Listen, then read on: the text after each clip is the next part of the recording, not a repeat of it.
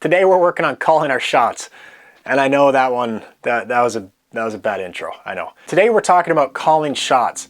This is one of the best ways to diagnose and improve our shooting skill set moving forward. And we've all done this at some point.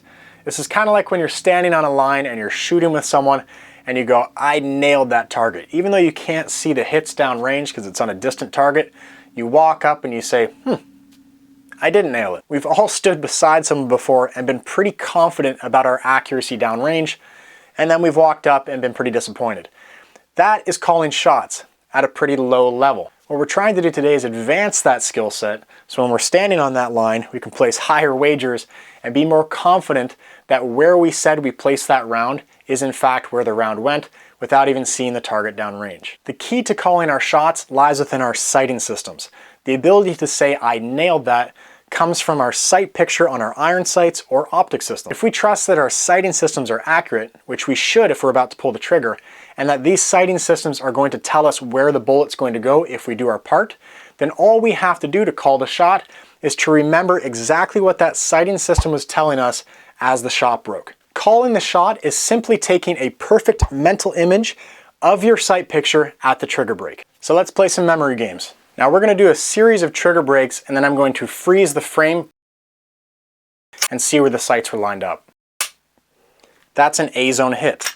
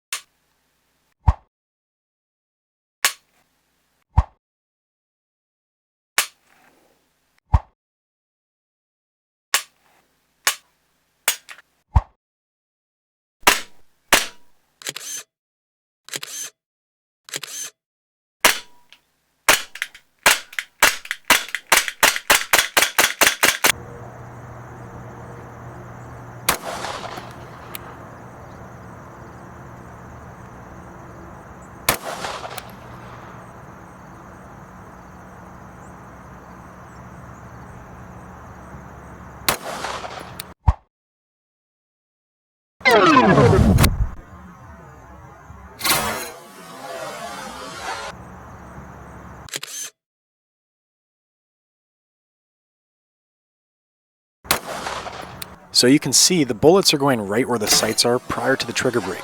Therefore, any miss will be attributed to moving the sights off of the intended point of aim prior to the trigger break, whether that be by a lack of focus or a poor trigger press. You can see even if I use a horrible grip on the gun, the sights are still going to tell the true story.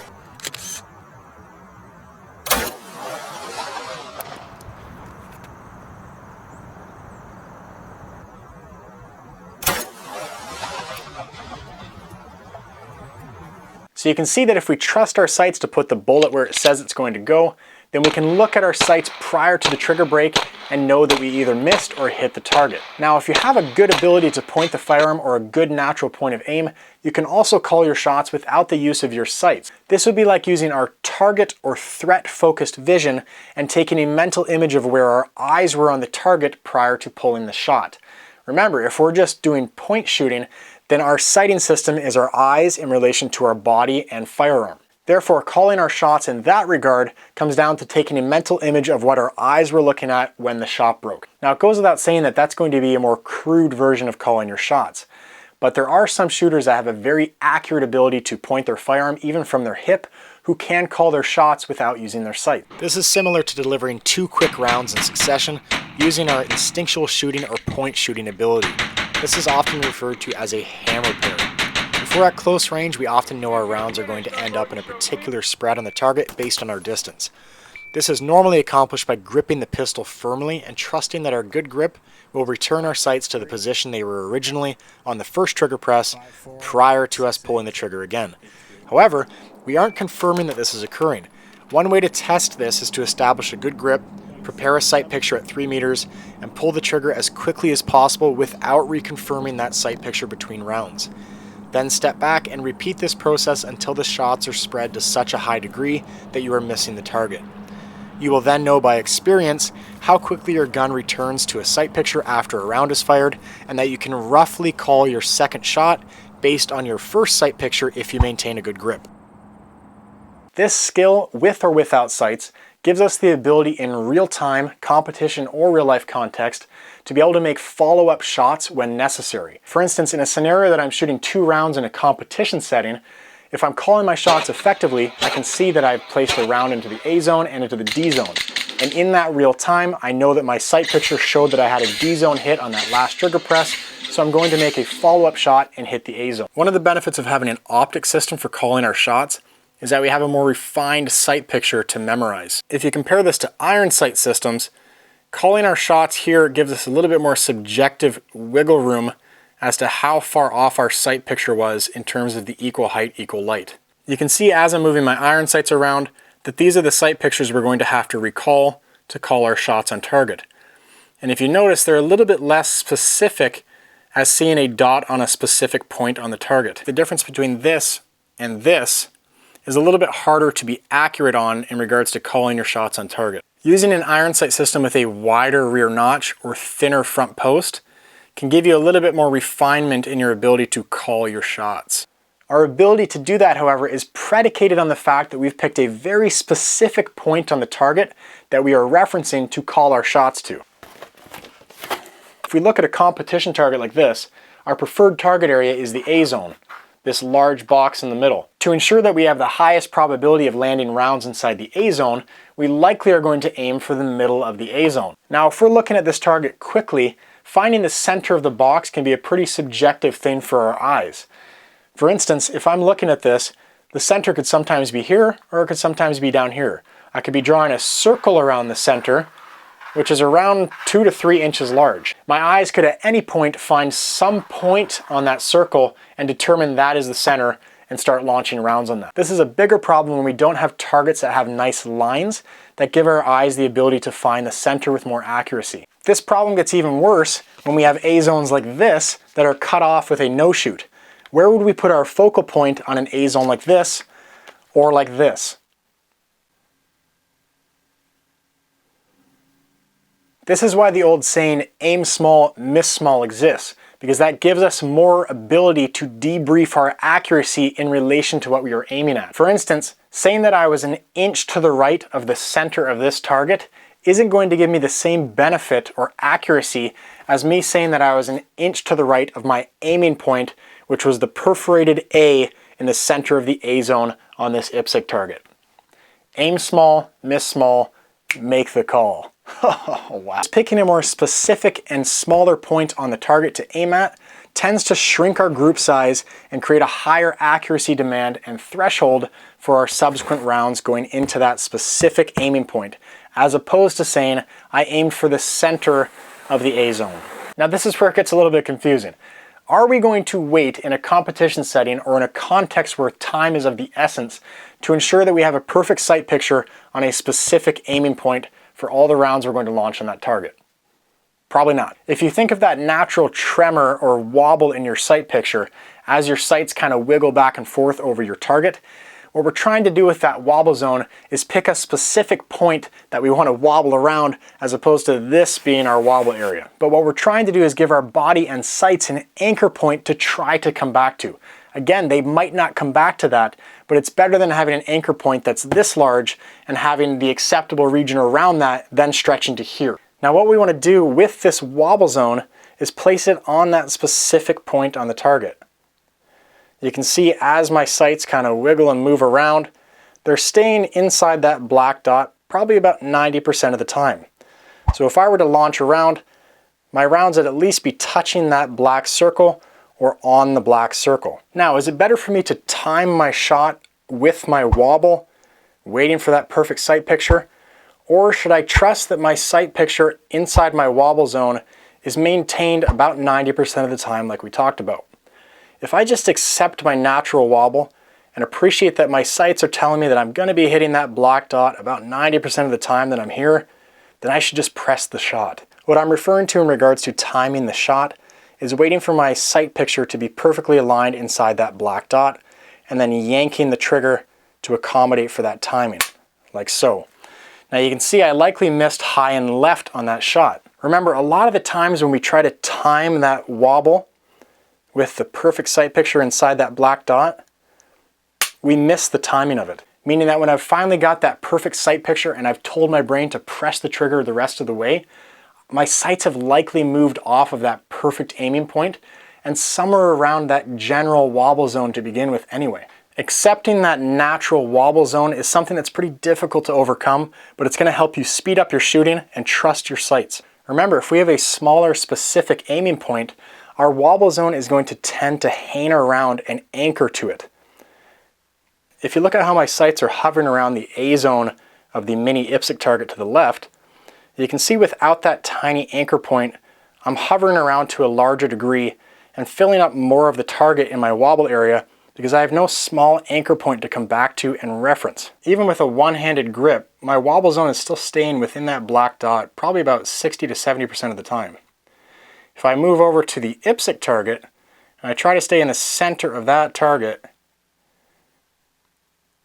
you can see my brain's having a hard time hovering on one specific spot, and I'm getting a bit lower and covering more surface area than I did on the specific target.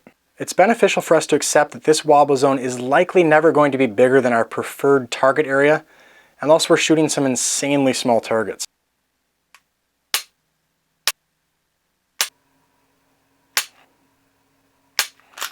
What can also happen if we're trying to time that shot is we can tend to yank the trigger harder than we normally would and quicker than we normally would because we're trying to time that perfect sight picture.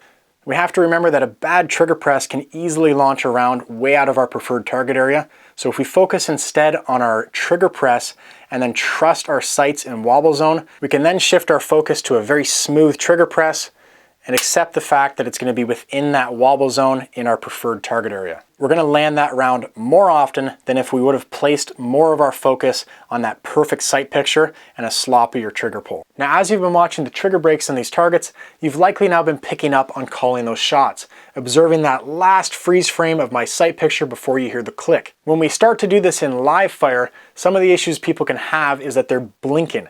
Obviously, if our eyes are closed, we can't take a mental image of our sight picture as the gun goes off. This is a common response to the firearm because it's scary. It's just like when we're boxing and you're having punches coming towards your face. It's a natural reaction to flinch and to blink. Now, there's a bunch of weird options and techniques for boxers to fix that, but for shooting, it's a little bit different. Now, one thing you can try for shooting, because we have eye protection, is to spend a couple sessions with your eyes actively wide open.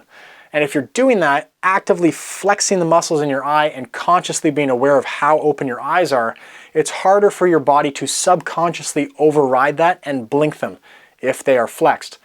Try that. It's super weird, but it works. This also goes along with both eyes being open. If you are still closing one eye to get your sight pictures, I would recommend that you try to get out of this habit as we move through the course. Whether that's using your cool shooting glasses with the taped up lens that we were talking about, or just doing more dry fire with both your eyes open. Remember, when we are doing this, we can start with one eye closed and then open both. Then we can start bringing down the time it takes to open this eye and obtain our sight picture properly, like so.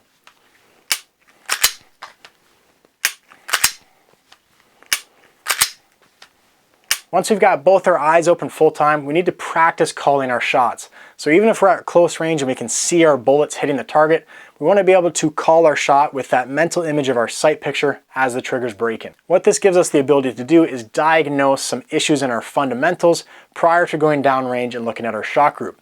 Sometimes if you launch 10 rounds at a distant target and then go up and look at it, your shot group doesn't give you enough data to know what was happening back on the firing line. If instead we're calling our shots and we have a mental image that prior to my trigger break, my sights moved down and to the left, I then can ask right there and then after that shot took place, why did that happen? And then we can go through all of our fundamentals. Was it more likely that I had a bad trigger pull which pushed my sight picture off target? Perhaps I could have loosened my grip, or I could have flinched prior to the gun going off.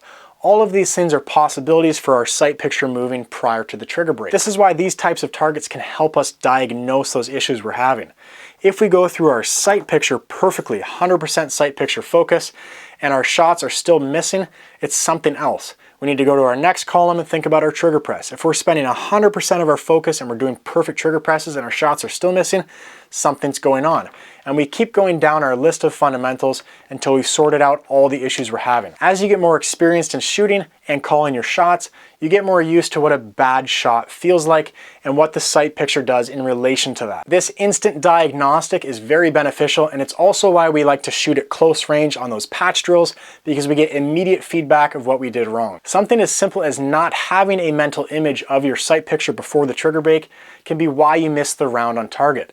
If we don't know where our sights were, they could have been way off the target as the trigger broke. When we start calling our shots, you start noticing the benefits very quickly, and you'll spend a lot more intense focus on your sight picture. Again, if we don't have that mental image of our sight picture on the trigger break, we could be attributing that missed round off target to a poor trigger press or poor grip, when in reality, it might have just been a misaligned sight picture. We're losing a data point that's very valuable for us to diagnose all sorts of other issues. The goal that we want to get to with this is to be able to see the target downrange after we've shot and understand why that happened. If we called our shot accurately but didn't understand why that happened, then we need to start diagnosing for a solution. Again, our sight picture is telling us the truth. If that sight picture moved prior to the trigger break, it was our grip, trigger press, stance, breathing, or even our lack of focus that did that. And if we're really focusing and in the moment of calling that shot, it's a lot easier to connect the dots between that faulty sight picture and what's happening behind the gun, whether that was a grip issue or stance issue, etc. Finding those solutions and figuring out what to do when the real problems arise can be pretty difficult. If we've developed bad habits in shooting, we just have to click that reset button, restart, slow it down, do the steps, because we know the steps, but we have to do the steps. It's like when your reload consistency has gone down the tubes, restart from square one and go through the whole movement pattern trying to find the kinks. And again, having that film to be able to look over and identify those issues yourself is very helpful.